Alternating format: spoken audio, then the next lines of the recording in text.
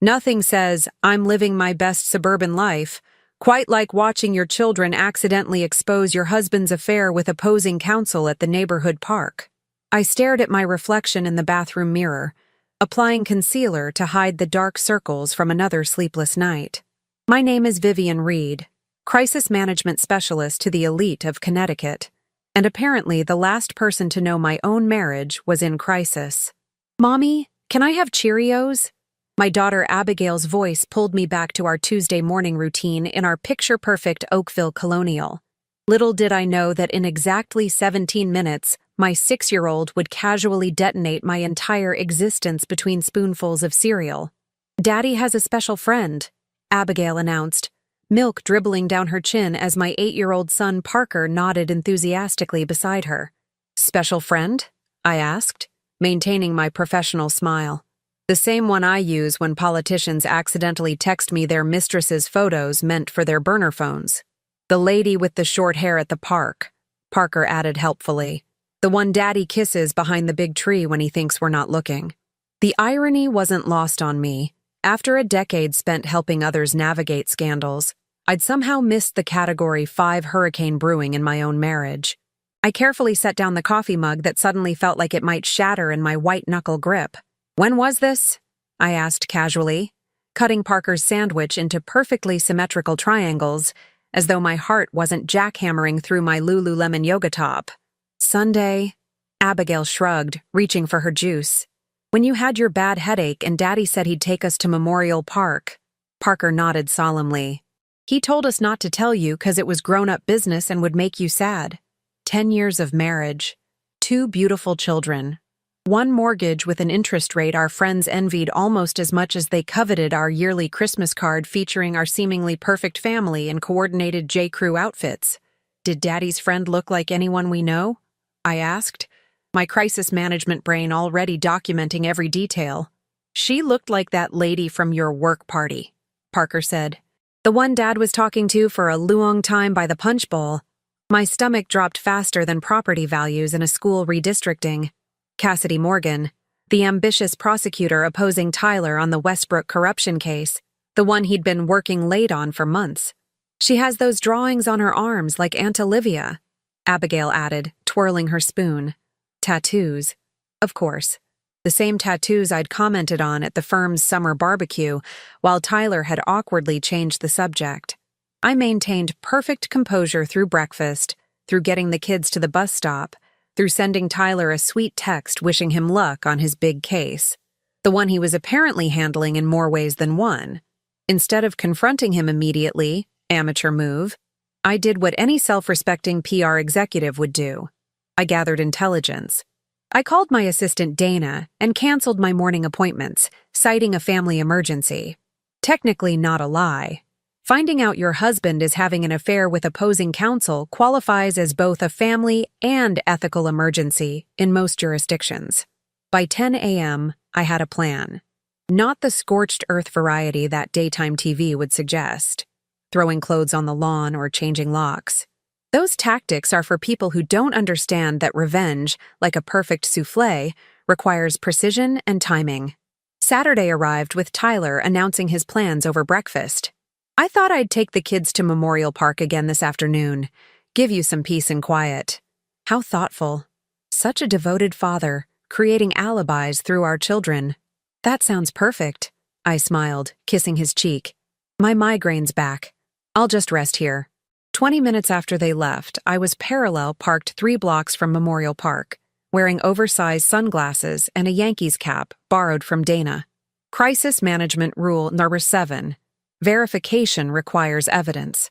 Anecdotal testimony from kindergartners, while surprisingly accurate, doesn't hold up in court or divorce proceedings. I positioned myself on a bench with perfect sightlines to both the playground and the infamous Big Tree, a massive oak that, according to Parker's detailed exposition, provided cover for Daddy's special hugs. It didn't take long. While Parker and Abigail conquered the jungle gym, Tyler checked his phone nervously before walking toward the oak. 5 minutes later, she appeared. Cassidy Morgan in designer athleisure wear, her cropped hair and sleeve of tattoos confirming my children's painfully accurate description. I watched through my iPhone camera lens as they embraced, his hand lingering too low on her back, her fingers threading through his hair. When they kissed, after Tyler's obvious scan to ensure the kids were distracted, I took burst photos that would make the paparazzi proud. The strategic part of my brain noted the ethical violations unfolding before me. The human part felt like someone had replaced my blood with liquid nitrogen. 10 years reduced to furtive kisses behind a tree while our children played 20 yards away. But here's the thing about crisis managers. We don't melt down. We methodically assess damage, control narrative, and orchestrate consequences. Sunday dinner at Edith's house provided the perfect opportunity for Phase 2. My mother-in-law had always treated me more like a daughter than a daughter-in-law, often remarking that Tyler married up with such conviction that it occasionally made family gatherings awkward. As Tyler excused himself to take an urgent call from the office, the oldest excuse in the adultery handbook, I slid my phone across the kitchen island to Edith. "I need your advice on something," I said quietly, queuing up the damning photos. Her reaction progressed from confusion to shock to that particular brand of controlled fury that retired school principals perfect over decades of dealing with unruly children. "That's the prosecutor from his current case," I explained, as her hand flew to her heart. "The Westbrook corruption trial." "That little fool," she whispered, removing her reading glasses. "His father would be rolling in his grave, using his own children as cover. The ethics board would have a field day," I nodded. "Not to mention what it would do to his partnership track." Edith squared her shoulders, a gesture so similar to Tyler's that it momentarily caught me off guard. "What do you need from me, Vivian?" That question, so simple, so powerful, crystallized everything. What did I need? Not just evidence of infidelity, but leverage for what came next. "Time," I answered, "and possibly a character witness when the moment comes." The plan formulated with military precision over the next 48 hours. By Monday morning, I had consulted with Martin Fletcher, Tyler's law firm rival, and, coincidentally, the best divorce attorney in Connecticut. I'd once saved Martin's tech CEO client from a potential IP theft scandal. He owed me a favor, and now was the perfect time to collect. Tuesday morning, exactly 1 week after my children had inadvertently detonated my marriage, I served Tyler his favorite breakfast, Belgian waffles with fresh berries, and dropped my precision-timed bombshell. "I've decided to reconsider that job offer in Seattle," I mentioned casually, pouring more coffee into his world's greatest dad mug. The irony as bitter as the dark roast. The one I turned down 3 months ago. For the family, Tyler's relief was palpable. A clean exit strategy handed to him on a silver platter. Until I added, "The kids and I could be settled by Christmas." His fork froze halfway to his mouth. The waffle was about to crumble. Just like his perfect life, the waffle wasn't the only thing crumbling at our breakfast table that Tuesday morning. Tyler's face cycled through expressions faster than a wheel of fortune's spin. Confusion, relief, and finally, the dawning horror of a man realizing he's walked straight into a trap. "The kids?" he stammered, lowering his fork with a shaking hand. "But my practice is here. My cases." "Like the Westbrook corruption trial?" I asked innocently, sliding strawberry preserves across the table. "The one you've been working so intimately on?" Our eyes locked, and in that moment, I watched as the gears of his Harvard-educated brain whirred frantically, calculating possibilities, measuring risks, and inevitably arriving at the terrifying question, what does she know? "We'd need to discuss custody arrangements," he finally managed, his lawyer voice emerging. The same tone he used with difficult clients, reasonable, authoritative, completely devoid of genuine emotion. "Already in progress," I replied cheerfully. "Martin Fletcher has been incredibly helpful." Tyler choked on his coffee, splattering drops across his crisp white shirt. Martin Fletcher, his direct competitor for partnership and the attorney who'd humiliated him in the Bryson case last spring. "You hired Fletcher?" His voice climbed an octave, the way it did when the Patriots lost in the final seconds of a game. "I didn't hire him, silly," I corrected, dabbing a napkin at the coffee stains spreading across his chest like evidence at a crime scene. He owed me a favor after I saved his tech CEO client. He's handling this pro bono. I leaned in conspiratorially. Apparently, he's very interested in cases involving attorneys who, how did he phrase it? Compromise ethical boundaries with opposing counsel.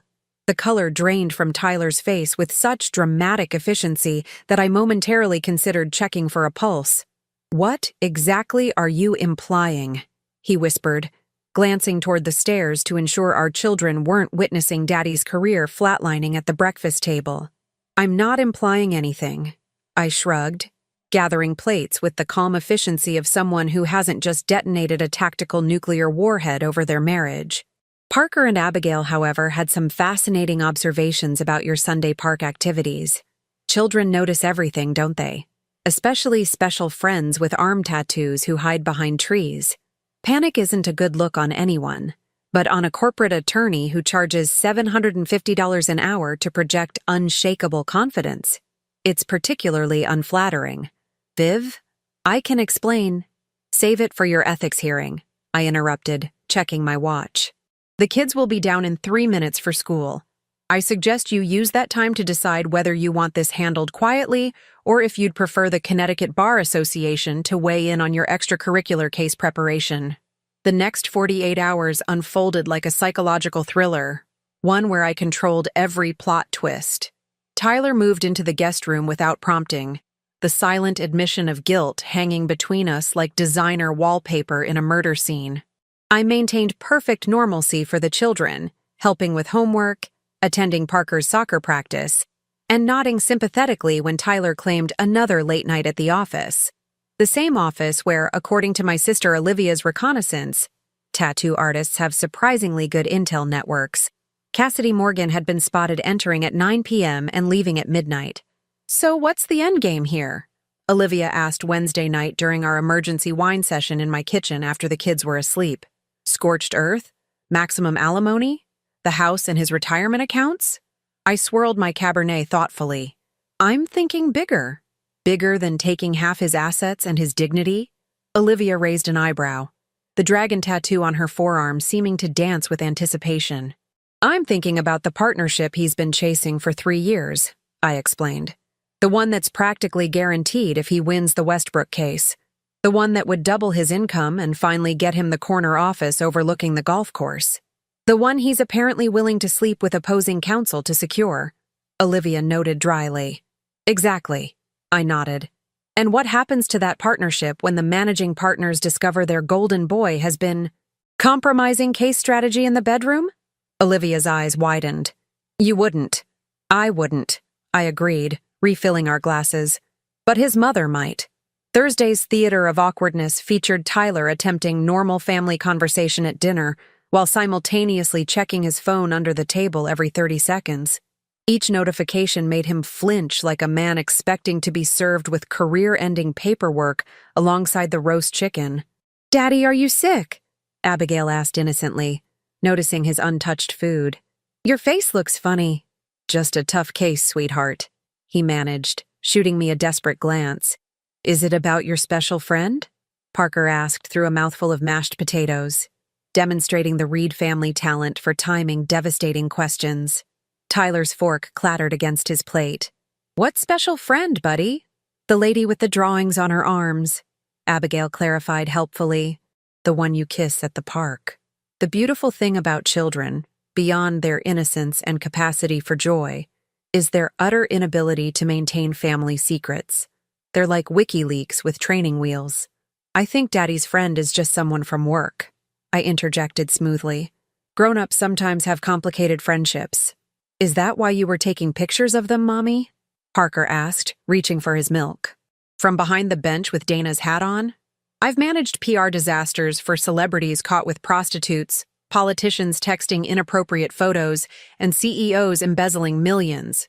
Yet nothing prepared me for being exposed by my own surveillance team of elementary schoolers. Tyler's head snapped up. "You were at the park?" "Of course I was at the park, Tyler," I replied calmly. "Did you think I'd take our children's word without verification? I'm a professional." Friday morning delivered the first counter move in our matrimonial chess game. Tyler cornered me in the kitchen after the kids left for school. "I spoke with Cassidy," he began, attempting to sound authoritative despite the fear evident in his eyes. "We've agreed to end things. It was a mistake, a stupid, meaningless fling. I want to work on our marriage." How predictable. Phase 1 of the cheater's damage control playbook. Minimize, terminate, reconcile. "That's nice," I responded, scrolling through emails on my phone with elaborate disinterest. "Did you discuss it before or after Judge Hamilton was assigned to your case?" His sharp intake of breath confirmed I'd landed another direct hit. "Hamilton? But he's my father's golfing buddy for 20 years?" I finished for him. Small world, isn't it? Almost as small as the legal community in Connecticut. I wonder what he'd think about your collaborative approach to opposing counsel. I can't what, Tyler? Tell the truth? Show evidence? That doesn't sound like me at all." I grabbed my purse and headed for the door. "Oh, by the way, your mother invited us for brunch on Sunday.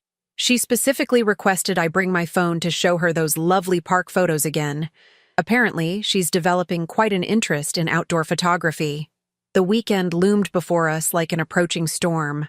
Tyler spent Saturday locked in his home office, presumably building defenses for battlefields on multiple fronts: legal, professional, and familial. Meanwhile, I took the children for ice cream and casually ran into Martin Fletcher, who loudly discussed our case, while Tyler's colleague from the firm pretended not to eavesdrop from the neighboring table. By Saturday night, Tyler had reached the bargaining stage, cornering me in our bedroom with desperation radiating from him like cheap cologne. "What do you want, Viv?" he pleaded, his voice cracking. "Name your terms. The house, full custody, my retirement accounts?" I smiled, not the warm expression of a forgiving spouse, but the calculated smile of a crisis manager who'd just been handed complete surrender. "What I want," I said slowly, watching his expression cycle through hope and fear, "is for you to join us for brunch at your mother's tomorrow. She's expecting the whole family." His face crumpled. "That's it? For now?" I nodded pleasantly. "After that, we'll discuss the future of Reed vs. Reed. I hear it's going to be a landmark case in more ways than one."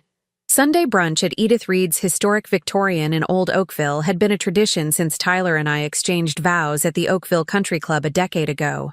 Usually, these gatherings featured Edith's legendary Eggs Benedict, passive-aggressive comments about Tyler's father's superior career trajectory, and polite interrogations about when we'd produce a third grandchild. Today promised something far more appetizing: the public execution of my husband's dignity, served with mimosas and homemade scones. "You look terrible," I observed as Tyler adjusted his tie in the hallway mirror. The dark circles under his eyes suggested he'd spent the night gaming out worst-case scenarios instead of sleeping. "Maybe ease up on the cologne. You smell like a freshman trying too hard at prom." The drive to his mother's house unfolded in excruciating silence, broken only by our children's cheerful backseat chatter about whether Grandma would have made her famous chocolate chip pancakes. "Daddy, are you and your special friend still playing hide-and-seek at the park?" Abigail asked innocently, kicking her feet against the leather seat. Tyler's knuckles whitened on the steering wheel as he shot me a desperate look. "I think Daddy's special friend might be busy today," I replied, scrolling through emails on my phone with theatrical nonchalance. Sometimes grown-up friendships get complicated when other grown-ups find out about them. Parker, ever the insightful firstborn, looked up from his Nintendo Switch. "Like when Tommy got caught cheating on his math test and had to sit in the principal's office." "Exactly like that, sweetheart," I nodded. "Except instead of the principal, it's the Connecticut Bar Association. And instead of no recess, it's no career." Tyler pulled into his mother's circular driveway with the careful precision of a man trying to delay his own execution. "Viv, please," he whispered as the kids unbuckled. "We can work this out privately." I patted his cheek with faux sympathy. "That opportunity expired the moment you used our children as your alibi to play legal briefs with tattooed prosecutors in public parks." Edith greeted us at the door with her trademark combination of wasp enthusiasm and penetrating judgment. She kissed the children, hugged me with unusual warmth, and regarded her son with the frosty appraisal normally reserved for undercooked poultry. "Tyler," she nodded, accepting his mechanical kiss on her cheek. "You look exhausted. Trouble sleeping?" The gleam in her eyes suggested she already knew exactly why her son's conscience might be keeping him awake. The first 30 minutes progressed with the excruciating tension of a hostage negotiation, disguised as polite family conversation. Tyler pushed food around his plate while Edith interrogated him about that big case with the precision of a seasoned prosecutor. "How is the Westbrook trial progressing, dear?" she asked, refilling my mimosa with conspiratorial generosity. "I read that the prosecution has a new strategy." "It's complicated," Tyler managed, avoiding eye contact. "Lots of moving parts." "I'll bet," Edith replied dryly. "Vivian mentioned you've been working very closely with the prosecutor. Cassidy, was it?" I suppressed a smile as Tyler choked on his water. "Can we talk about something else?" he pleaded. "Of course," his mother nodded pleasantly. "Vivian, tell me more about this exciting opportunity in Seattle. The children must be thrilled about the adventure." Before I could respond, my phone chimed with a text message. I glanced down, expecting something from Olivia, who was on standby for emergency wine delivery should brunch require post-game analysis. Instead, I saw a number I didn't recognize. "We need to talk." About Tyler. And about Gordon Phillips. Cassidy Morgan. I excused myself to the powder room, heart pounding as I called the number. "Ms. Morgan," I answered coolly. "This is unexpected." "Not as unexpected as discovering I might be a pawn in someone else's game," she replied, her voice tight with controlled panic. "I've been reviewing some communications between Tyler and the firm's managing partner, Gordon Phillips. There's something very wrong here." My PR crisis instincts kicked into overdrive. "Tell me everything." Over the next 15 minutes, Cassidy outlined a disturbing pattern she'd noticed over the past several weeks. Documents with altered timestamps. Strategy memos that seemed to vanish from the system. Subtle changes to evidence files. And most concerning, emails supposedly from Tyler to her that she'd never actually received. At first I thought Tyler was being sloppy or playing games, she admitted. But these irregularities started 3 months ago, before our involvement. I've been combing through my case files all night. "Why are you telling me this?" I asked, my mind already racing ahead to possibilities. "Because yesterday I found something I wasn't supposed to see," Cassidy continued. "A draft email in the backup server from Phillips to the Judicial Nomination Committee, withdrawing his support for Tyler's potential judgeship and suggesting himself as an alternative candidate." The pieces clicked into place with chilling clarity. I'd been so focused on Tyler's personal betrayal that I'd missed the professional chess game happening in the background. "The Westbrook case isn't just another corporate corruption trial, is it?" I asked. "It's the highest profile case our district has seen in a decade," Cassidy confirmed. "Whoever wins it is practically guaranteed advancement. Phillips has been angling for a federal bench appointment for years. And if Tyler were to be discredited due to an inappropriate relationship with opposing counsel, exactly, Phillips eliminates competition while appearing to maintain ethical standards." I returned to the dining room with the calm demeanor of someone who'd just discovered where all the bodies were buried, but with a mind working at double speed. 3 months of subtle sabotage suggested this wasn't an opportunistic move by Phillips. It was a calculated campaign. "Everything all right, dear?" Edith asked, noting my extended absence. "Fascinating work call." I smiled, sliding back into my seat. "It seems the Westbrook case has taken some unexpected turns." Tyler's eyebrows furrowed.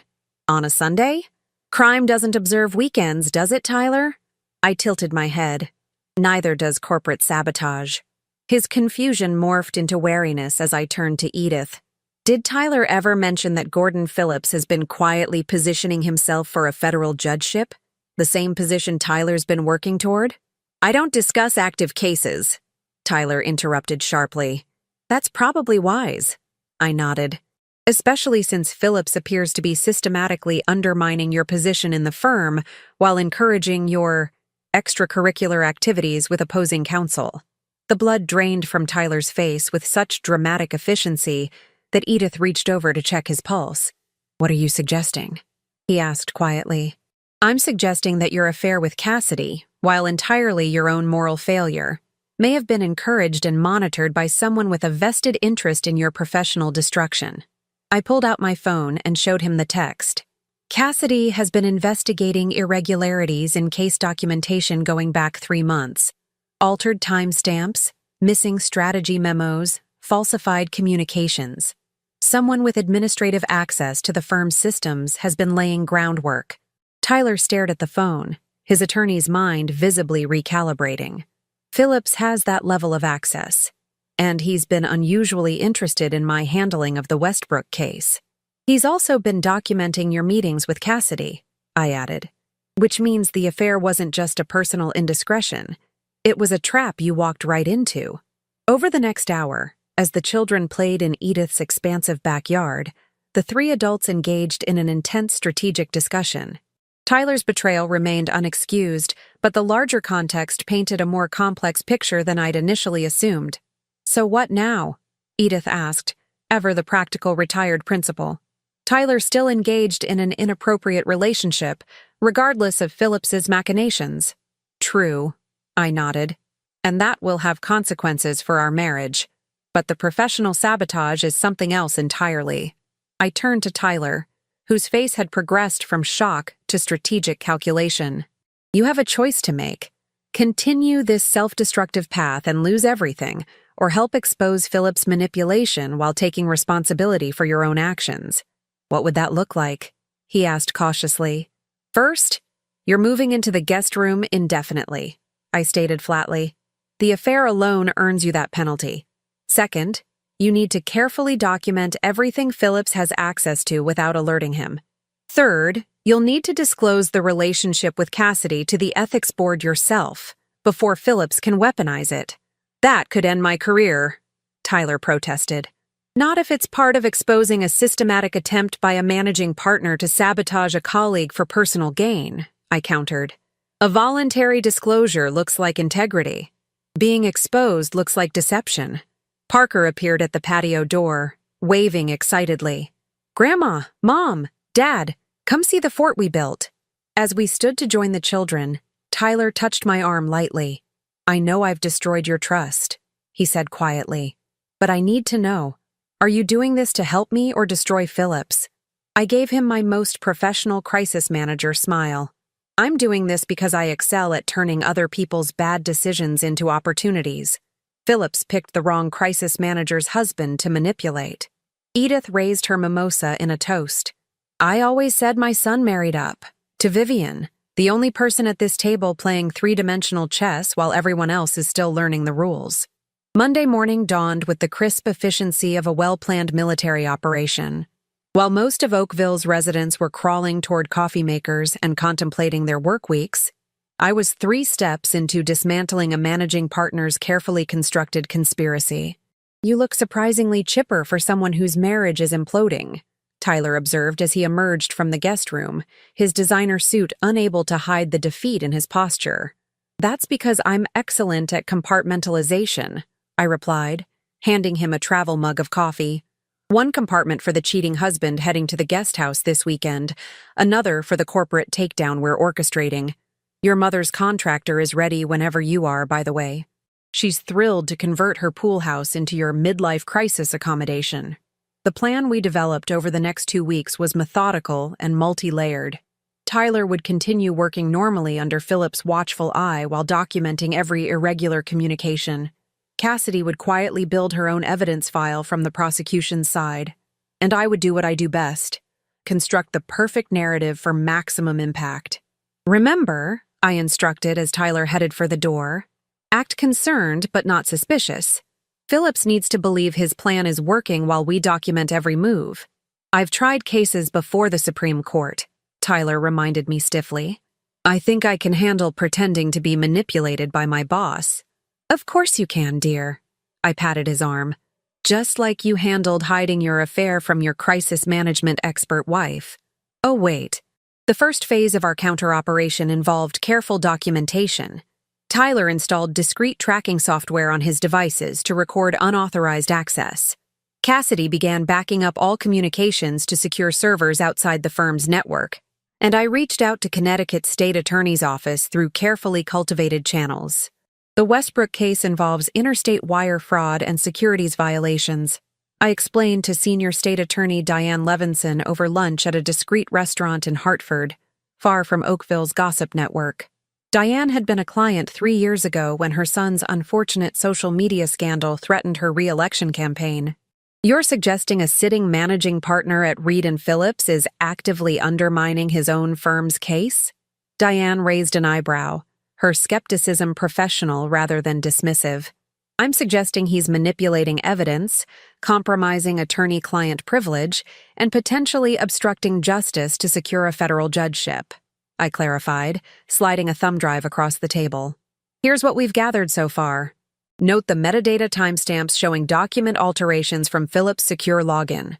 By the end of our second week of evidence gathering, we had compiled a damning dossier: unauthorized access logs, altered documents, manipulated email timestamps, and most significantly, a draft letter to the Judicial Nomination Committee that Phillips had written 3 months ago, outlining Tyler's ethical concerns that hadn't yet occurred. He's getting sloppy, I observed during our secure meeting at Edith's house that Friday evening. He's accelerating the timeline because the nomination committee meets next month. The Westbrook closing arguments are scheduled for 2 weeks from now, Tyler confirmed, loosening his tie as he paced the living room. He needs this wrapped up before then. Perfect, I smiled. So do we. We set our trap the following Monday. I arranged for Tyler to be accidentally overheard discussing ethics concerns with a clerk at the courthouse, where, coincidentally, one of Phillips's loyal associates was filing motions in another case. By Thursday, Phillips had taken the bait, calling an emergency partners meeting for Friday morning. According to Tyler's sources, the agenda included one ominous item: ethical concerns regarding the Westbrook case. He's making his move, I noted as we finalized preparations in our kitchen after the children were asleep. He'll present the fabricated evidence and call for your immediate removal from the case and possibly the firm, with convenient evidence suggesting I was colluding with Cassidy to manipulate witnesses, Tyler added grimly. Which is why State Attorney Levinson will have a team ready, I reminded him. The moment Phillips presents falsified evidence in that meeting, he's committing fraud. Tyler looked unconvinced. You're betting my career on the timing of a state prosecutor's intervention. I'm betting your career on the fact that people who think they're the smartest in the room rarely look up to check who's watching from the balcony, I corrected. Friday morning arrived with the electric anticipation of a carefully orchestrated operation nearly 3 weeks in the making. Tyler dressed with unusual care, actually allowing me to select his power tie, a subtle navy with nearly invisible pattern that complemented his concerned but determined expression. Nervous? I asked, adjusting his collar. Terrified, he admitted. Phillips has been my mentor for 7 years, and plotting your professional execution for at least 3 of them, I reminded him, according to the email timestamps Cassidy found. The partners' meeting was scheduled for 9 a.m. By 8:30, all players were in position. Cassidy was prepared to accidentally arrive for an unscheduled meeting. State attorney investigators were discreetly positioned in the building for a supposedly unrelated matter. Judge Hamilton had been briefed and was standing by to sign warrants if needed, and I had arranged for a chance encounter with Phillips' wife at Oakville's most exclusive salon at precisely 10 a.m. At 9:17 a.m., according to the transcript later provided to the Connecticut Bar Association, Phillips made his move. With the confident swagger of a man who believed he had orchestrated the perfect coup, he presented the evidence of Tyler and Cassidy's alleged conspiracy to the assembled partners. It pains me to bring this to your attention, Phillips intoned with practiced gravitas, but Tyler Reed, who I've mentored personally, appears to have been working with the prosecutor to manipulate the Westbrook case outcome. The digital evidence appeared damning. Emails, transfers, meeting logs, all suggesting an elaborate scheme orchestrated by Tyler and Cassidy. Do you have anything to say for yourself, Reed? Phillips demanded, savoring what he believed was his protégé's professional execution. Tyler executed his role perfectly, displaying exactly the right mixture of shock, confusion, and mounting horror. I never sent these emails. The evidence suggests otherwise, Phillips continued smoothly. I move that Tyler be removed from the case immediately, and that we convene an ethics review. Before we vote, Tyler interjected, his voice shaking authentically. May I at least examine the metadata on these documents to understand when they were supposedly created? Phillips smiled thinly. Of course. I have nothing to hide. And there it was, the fatal error. As Phillips forwarded the files to the conference room display, the document properties revealed exactly what we had anticipated. Creation and modification timestamps connecting directly to Phillips' personal devices. That's strange, Tyler frowned, pointing to the screen. These appear to have been created on your personal server, Gordon, and modified as recently as yesterday. The room temperature seemed to drop 10 degrees as the assembled partners realized the implications. A simple technical error, Phillips waved dismissively, but the sweat beading on his forehead betrayed his panic. Like the error of using your administrative access to alter firm documents? Tyler asked innocently. Or the error of drafting a letter to the Judicial Nomination Committee about my ethical violations 3 months before they occurred.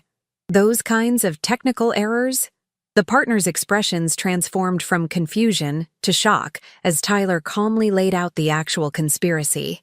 Phillips's elaborate scheme to sacrifice Tyler and secure his judicial appointment. This is absurd, Phillips sputtered. You have no proof. The conference room door opened precisely on cue. Cassidy Morgan entered, followed by Senior State Attorney Levinson. Actually, Levinson smiled, we have quite a bit of proof, including this morning's presentation of falsified evidence to your partners. At 10:14 a.m., while Gordon Phillips was being informed of pending charges in the glass-walled conference room of Connecticut's most prestigious law firm, I was sipping champagne-infused orange juice with his wife Elaine at Luster Salon and Day Spa. Your husband's about to be indicted on multiple counts, I informed her casually as our highlights processed. Falsification of evidence, obstruction of justice, potential witness tampering. Elaine Phillips didn't miss a beat as she flipped through a magazine. Will it make the evening news? Probably, she sighed, checking her French manicure. I suppose I should call my attorney about accelerating the divorce filing. The prenup has a morality clause. I clinked my mimosa glass against hers. To new beginnings. By noon, Phillips had been escorted from the building by state investigators.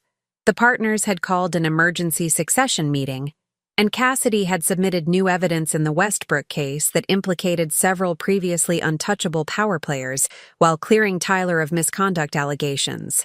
And I had already drafted Tyler's notice of intent to withdraw from partnership consideration, effective after the Westbrook case concluded, citing his desire to prioritize family healing while I established our children's new life in Seattle, with carefully negotiated custody and financial arrangements.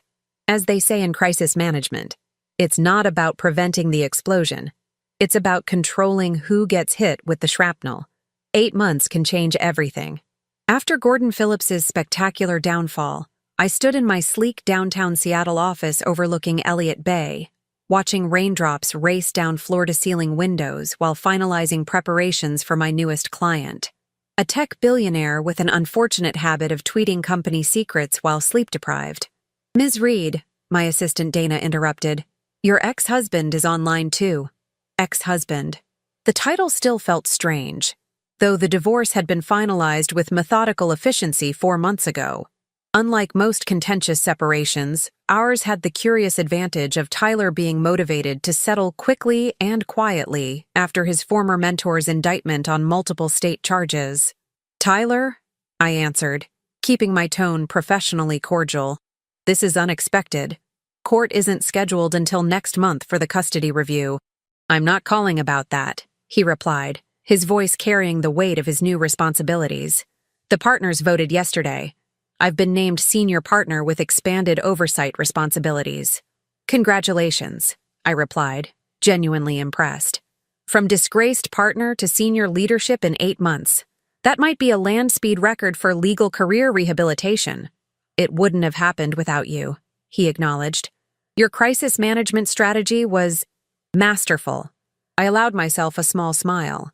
Consider it my parting gift, along with your continued ability to practice law. The Westbrook case had concluded with a series of high-profile convictions, conveniently omitting Tyler's ethical lapses while highlighting his crucial role in uncovering corruption. Meanwhile, Phillips had accepted a plea deal that would keep him in a minimum security state facility for at least 3 years, with a permanent end to his legal career. "How are the kids adjusting?" Tyler asked, the forced casualness in his voice betraying his guilt. "Thriving," I answered truthfully. "Parker made the travel soccer team, and Abigail's teacher says she's reading 2 grade levels ahead. Your mother visited last weekend, by the way. She's considering buying a condo in Bellevue to be closer to them." Tyler's audible wince carried clearly across 3,000 miles. "Nothing quite like your mother choosing your ex-wife and children over loyalty to you to cement your status as family disappointment. Edith mentioned you're seeing someone," he ventured cautiously. "Your mother has always been an excellent intelligence gatherer," I noted dryly. "I've had coffee with Seattle's deputy district attorney a few times. We met during a charity fundraiser for the Children's Hospital. Nothing serious yet. It's only been a few months since the divorce was finalized, and I'm focusing on the children's adjustment." The reality of our new normal had settled into something surprisingly functional. Tyler flew to Seattle monthly for his weekend visitations, staying at the Four Seasons downtown rather than attempting to navigate the awkwardness of our former domestic life. The children were adjusting with the resilience that still amazes me, though Parker occasionally asked pointed questions about why adults make things so complicated. "I wanted to ask a favor," Tyler continued, interrupting my reflections. "The firm is expanding to the West Coast, Seattle, specifically. Hoping to consolidate your existing monthly visits for the children with business matters? How efficiently paternal of you." "Actually," he hesitated, "I was wondering if you'd consider consulting for us. You'd be working with me during my regular trips to see the kids, but this would add a professional dimension. The Seattle office will need a crisis management strategy, and your reputation has only grown since you moved there." I nearly dropped my coffee mug. "You want to hire me? After everything?" "Because of everything," he corrected. "You orchestrated the perfect takedown of a corrupt managing partner while simultaneously securing your children's future, negotiating a favorable divorce settlement, and launching a thriving new practice across the country. The partners were impressed. The partners were terrified," I translated. "They're worried I might do to them what I did to Phillips if they ever cross our children's interests." "That too," Tyler admitted. "Fear is a powerful motivator in corporate America." I considered the proposal for several moments.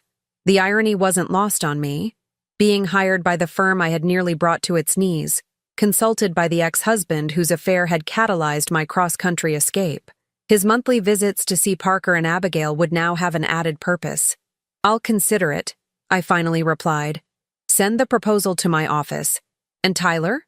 The consultation would be strictly professional. We're co-parents now, not partners." "Understood," he said, the relief in his voice palpable. "Thank you, Viv." After hanging up, I walked to the window wall, watching ferries crisscross the Sound against the backdrop of distant mountains. My phone pinged with a text from Olivia, who had moved to Seattle 3 months after us to open a tattoo studio in Capitol Hill.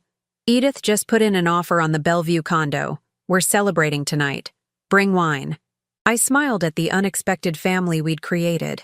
My tattooed sister, my former mother-in-law who had chosen sides definitively, and my 2 remarkably adaptable children who somehow understood that families evolve in configurations more complex than their picture book suggested.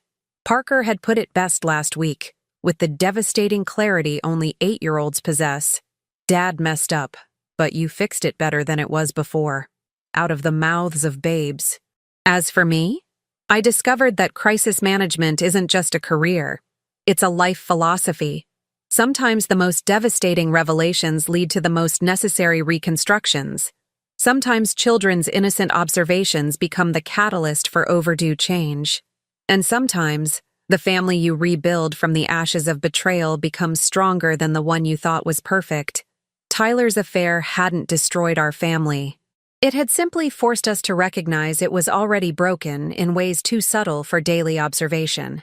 Now, standing in my Seattle office with Puget Sound spread before me like unlimited possibility, I realized the most important crisis I'd ever managed wasn't Gordon Phillips's downfall or Tyler's complicated redemption arc.